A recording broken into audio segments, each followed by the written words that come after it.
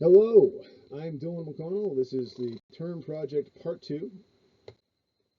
Here once again we have my ER diagram, my supplier, product, customer, transaction, and website entities with their corresponding keys of supplier ID, product ID, customer ID, transaction ID, and website ID.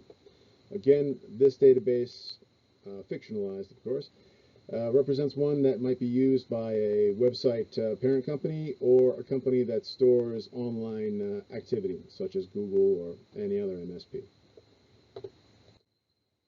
This is that same diagram broken down into a rational schema. We have our 5 entities of supplier, product, customer, transaction, and website, along with the includes question box and the additional information of customer purchases. This is a multi-tiered box that can have as much data per customer as you want, which is why it gets its own table.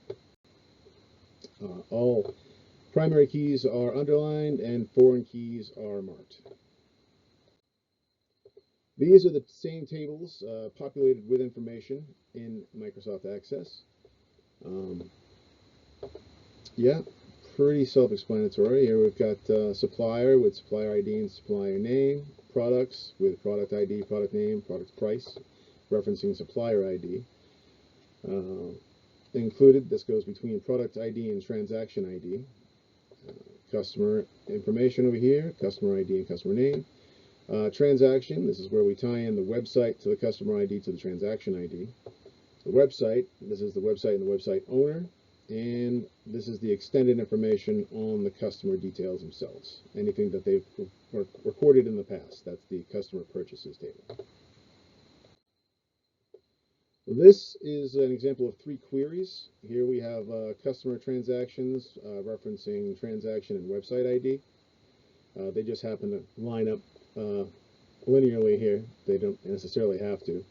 Second query is for suppliers versus products. When filtering by supplier ID, you can see what was purchased from what supplier with what product ID at what price. And this is previously speaking.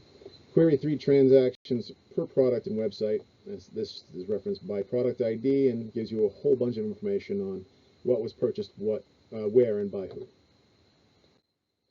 Here we have our first form. This is a form that allows you to enter in the information, new information, for example, on past customer purchases.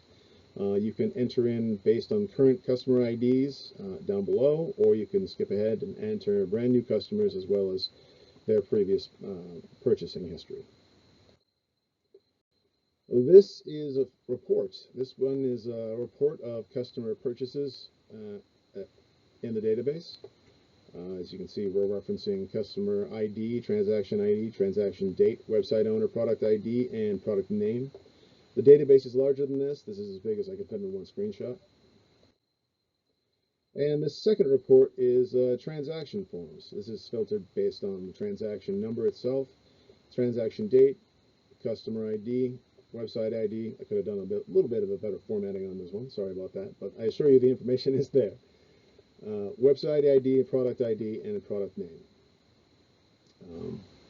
Yeah, and I put this together a lot faster than I went through and put together the Access tutorial the first time. Even though I have used Access, it's been several years. But it's still fairly intuitive once you dig back in there, which is nice to see. And that's it. That's my presentation. Thank you very much, and have a good day.